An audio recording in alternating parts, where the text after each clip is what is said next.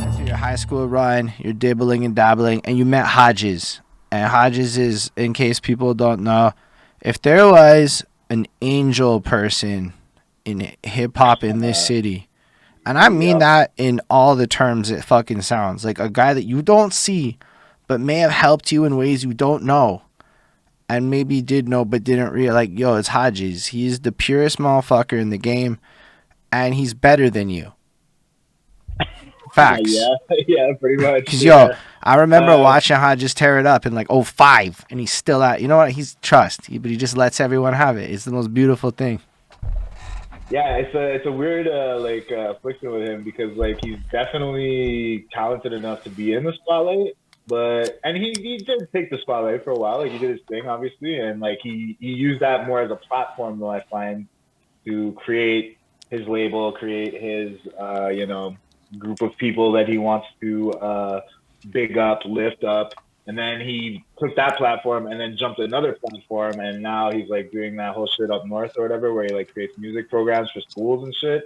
And like it's just it makes so much sense because it's such a Hodges thing. It's like Hodges as a person is a fucking amazing person. Like you when you talk about someone that you want to sit there and talk to and listen to and get knowledge from, this guy is the guy. Fuck 100% because he's knowledgeable on a lot of topics, but he will also not like force his opinion on you, and he will also listen to you, and he will also counterpoint, and he will also like try to point you onto a path that will only be beneficial to you at the end of the day. You know what I mean? And whether that be through music, whether that be through religion. Sometimes he doesn't go very heavy into the religion, but he is religious, or just like fucking life shit, bro. Like, bro, like having a conversation. Like I've had 1,000 conversations with Dave, obviously, and Well, how like did you meet I him? can't. Economics class. We were just like chilling. He was beside me. I saw him writing some shit or whatever, like lyrics or whatever, and like, "Yo, what are you writing there?" And he's like, "I don't know. I'm just writing like this new song or whatever." And I'm like, "Oh, so you write music?" He's like, "Yeah, I write music." And then he's like, the next month or whatever, he organized some shit in the cafeteria where we would like just basically like put on a fucking big boom box and like a microphone and just freestyle. And we did that once a week for a while. And yeah, then from there we started recording, and rest is history as far as that goes for me, anyway. That was definitely my jumping off point with him. That's wild. So you were like there at the beginning of Hodges' journey. Musically, yeah, I mean, pretty much. He was already kind of doing some Like, did shit, he but have like, that studio thing he copped or whatever? bro, his first thing was Cubase on like a big old fucking box PC, and he had like a MIDI keyboard, and we would make beats on his MIDI keyboard, and we would write songs. I think our first song we ever wrote was called "Ready to Rumble." It was a wrestling theme song, and yeah, from there it just evolved, and yeah, he always did it out of his house. His parents, fuck, God bless them, because we used to do stupid shit. Like we used to, our musical style back then was very weird and like out there in the sense of like, I don't know, like we would like, I don't know, he had one song called Urban Voodoo back in the day, and he did like a voodoo chant in the beginning of it, and it was fucking like annoying as fuck. His mom came into the room like 5 times, like, is this song done yet? You know what I mean? Like, just angry, you know? But Yo, shout out yeah, like David for real, man. Hodges' mom though. Yeah, Annalise. It was just her birthday the other day, actually. Yeah, great family. Like even his father too, John. Like he's a very religious dude, but he won't push this stuff on you. He will listen to you, and he's more about like when he has a conversation with you, it's more about him trying to like better your life situation. Like Mm. not on a religious tip, just life. Like he genuinely wants to know what's going on with you. He genuinely like I don't know. Me personally, I went through like a bit of a dip. I wouldn't say like a full depression by any means, but like very close. You know what I mean? And then I kind of came back up, and I was very positive and happy. And he was like one of the first people that reached out to me. He was like, "Yo," he's like, "whatever you're doing, I don't know if it's influenced by like something spiritual or whatever the case may be, but he's like, stay on this path, stay on this path." He's like, this is who you're meant to be, and all that shit. And it's true, bro. It's like my positivity has changed like a bunch of things for me in like the past little while. You know what I mean? Like I Yeah, don't know, like I don't know about you, but like bro. I used lockdown to wise, like even a little bit I was just before lockdown. For me, it was like 2018. It took me forever to learn how to be. Okay, I'm still a miserable fuck. I'm like a less miserable fuck. But like, um, I used to just be like that hater, that guy that like yeah, nobody yeah, liked, that like would just talk shit and oh fuck everybody not supporting me. Like I'm a meme at that point when I really think about it. But I was good, so like you can't like get completely ignored. But like I was still a meme in my head when I think about it. And then I read a yeah. lot of books and shit. And it really was at work. I wasn't getting promoted. Again, I was good. Like forget rap shit. I am really good at work. But my Mm. attitude was trash, and it's like the streets. All the shit that works in the streets works at work.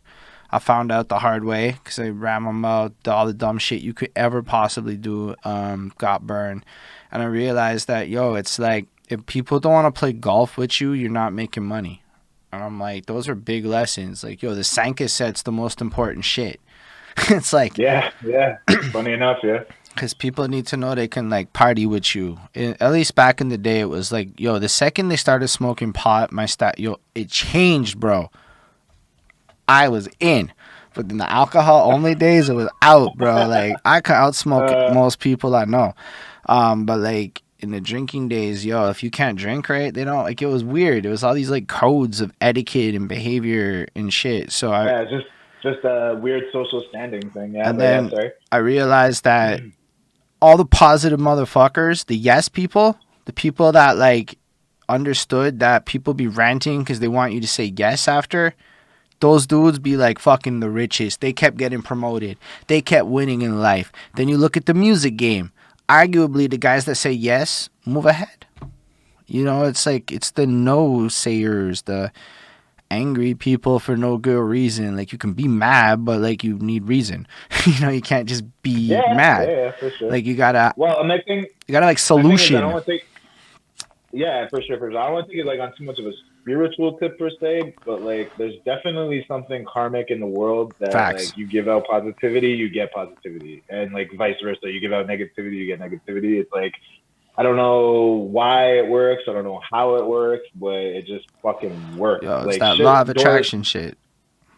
Yeah, man, doors open. People like come to you. Like you don't even have to reach out to people. People come to you because they want to be a part of whatever that fucking wave is. You know what I mean? Like it's just different. Like I it takes I guess maybe I wouldn't say like a rock bottom because personally I didn't hit no rock bottom. That's like way too hardcore of a statement to say. But it takes like going down that path and then switching that light switch back on and seeing the difference to be like, I'm never gonna be that other motherfucker again. You know what I mean? Like Mm. fuck that. Like the hating negative person. Nah, man, You know no what chance, bro.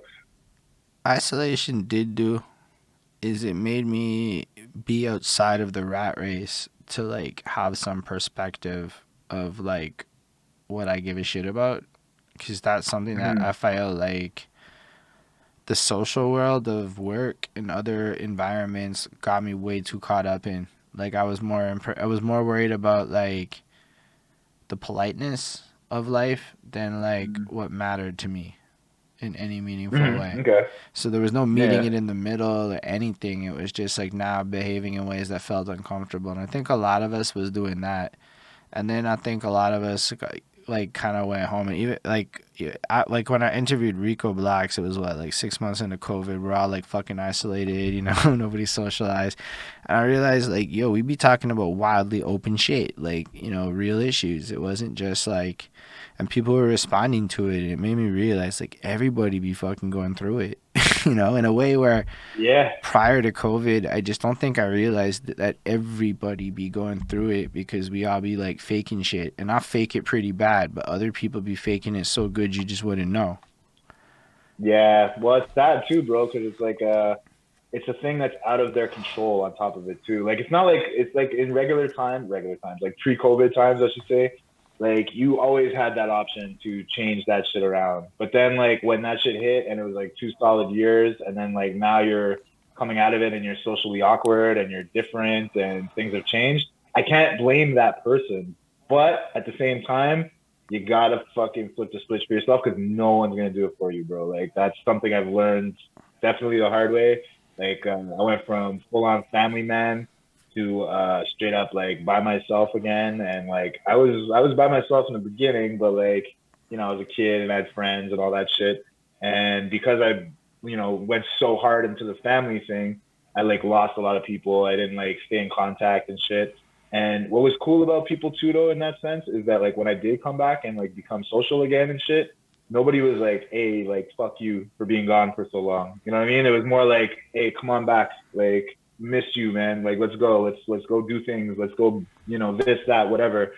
And I gotta say that's a real good quality in most people. Not everybody has it, but like at least the people that I'm surrounded by were like very generous with their compassion at that point, if you want to put it that way. Yeah, I think And yeah, bro. that's a No, sorry, beautiful go ahead. thing.